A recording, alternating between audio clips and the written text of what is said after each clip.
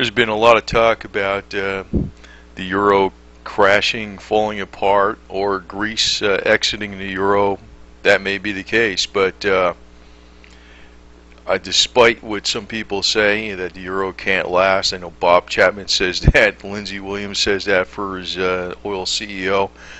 I'm not so sure because, it was just a couple years ago, everybody was saying, or maybe a little more than 2 years, maybe 3 years ago, that the euro was going to replace the U.S. dollar as the world reserve currency, possibly, and the dollar was going to crash. But then there was an attack on the euro in early 2010, which lasted up to I think the end of May.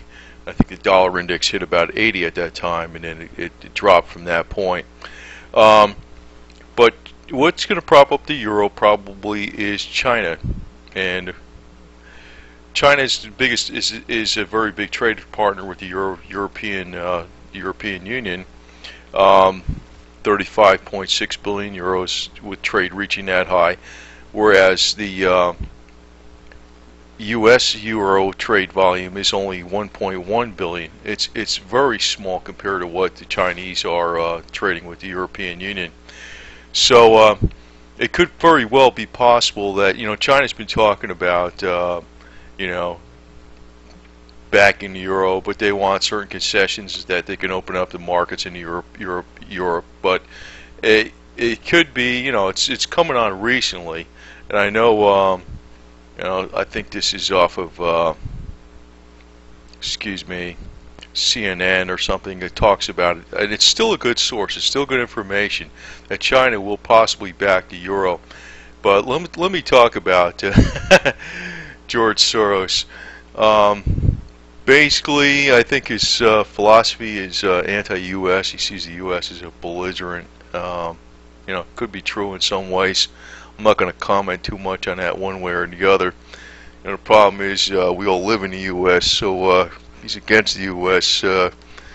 We don't like this guy, right? Anyway, but he has a particularly shrewd maneuver. We know he attacked the British pound, the Hong Kong dollar successfully.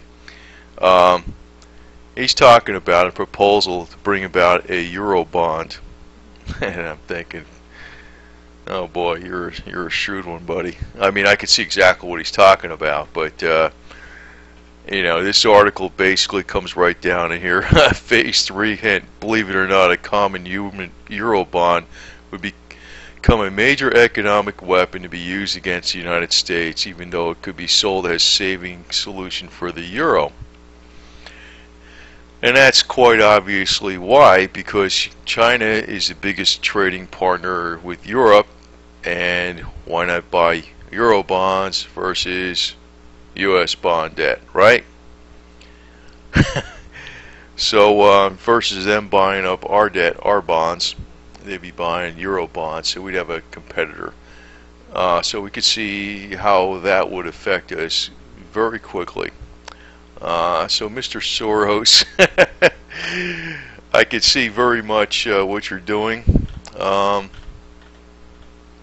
Plain as day. But this guy, I don't know, he's smart, but I mean, it's pretty obvious what he's doing. But I could say, I don't know if I can totally count on the euro going down completely. I don't know, maybe Greece will exit it, but it looks like China's the big player in the eurozone, and they're probably going to prop it up. As far as his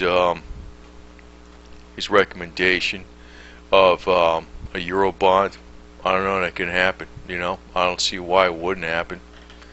And I tell you the truth, I don't think anybody, even on the top, even knows exactly what's going to happen. They have basic overall plans of world government, world power. They want to be on the top, but it looks like there's a kind of a financial slugfest going on between the United States, Europe, and China, and the last surviving person is the one that wins, and all capital will flow to the last survivor.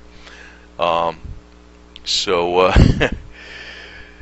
Mr. Soros is pretty shrewd with this maneuver. Always saying that the way to save the euro is to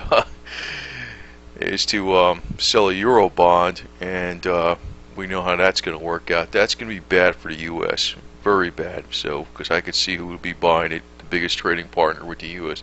European Union is China. Why wouldn't they buy their bonds?